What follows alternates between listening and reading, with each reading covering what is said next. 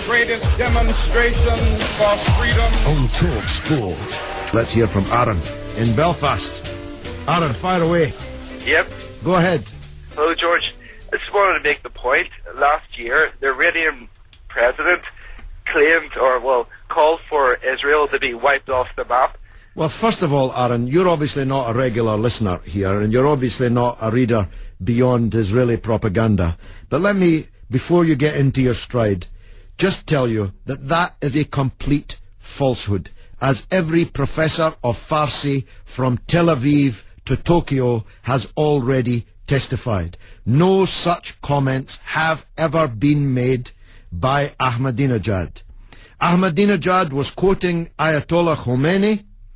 You remember him? He's the man whom Israel was supplying weapons to during the Iran-Contra affair. He said that like communism and fascism, Zionism would disappear as an ideology from the pages of time. That, whether you agree with it or not, is not calling to wipe Israel off the face of the map. So please, don't use the airwaves here to peddle now discredited false propaganda. Now continue. Right, my second point is Iran hosted the Holocaust Denial Conference.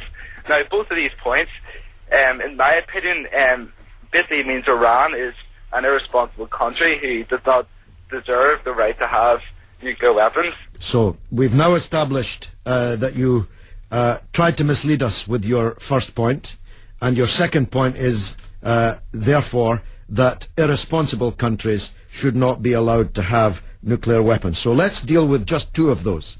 Let's deal with Israel, whose fate greatly concerns you, and let's deal with Pakistan. Pakistan and Israel have huge mountains of nuclear weapons. The Pakistani government is a military dictatorship, which may fall at any time and be replaced by God knows whom, who will immediately have their finger on the nuclear trigger.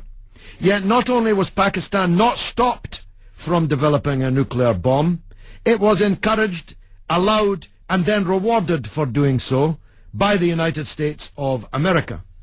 Israel has launched wars against all of its neighbors, occupied territory of all of its neighbors, and is in breach of more United Nations Security Council resolutions than all the other countries of the world put together. But these two countries are allowed to have nuclear weapons because they're responsible, are they, Aaron? Yes, I agree with that, and there's nothing we can really do about that now. However, in my opinion, we should try our best to halt Iran's nuclear development program. Halt it just and leave Israel in possession of hundreds of nuclear weapons. How convenient. Betty in Brighton. Betty. Oh, thank you, George. You're welcome.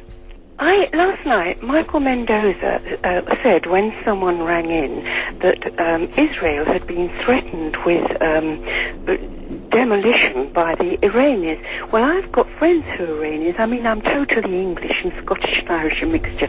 But the thing is, I like them, and I think ordinary people are ordinary people. And I texted into Mike Mendoza and said, oh, I didn't know that Israel had been threatened like that. And really, it isn't true, but I didn't hear your explanation fully. Could you repeat it, please? Yeah, I will do. Mike has been inadvertently misled, as we say in Parliament, by the Israeli propaganda. This is a canard which flew around the world and was propelled by the Israel propaganda machine, but which has now been completely discredited. Every single Farsi professor in the world, including those in Tel Aviv, have confirmed that no such remarks were ever made. There was no mention of map. There was no mention of Israel being wiped off a non-existent map.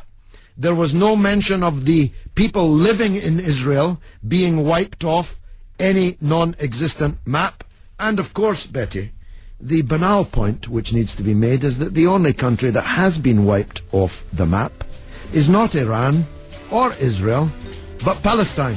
Go and look at an atlas and see if you can find a country called Palestine, whose millions of people have been scattered to the four winds as refugees. George Galloway on TalkSport.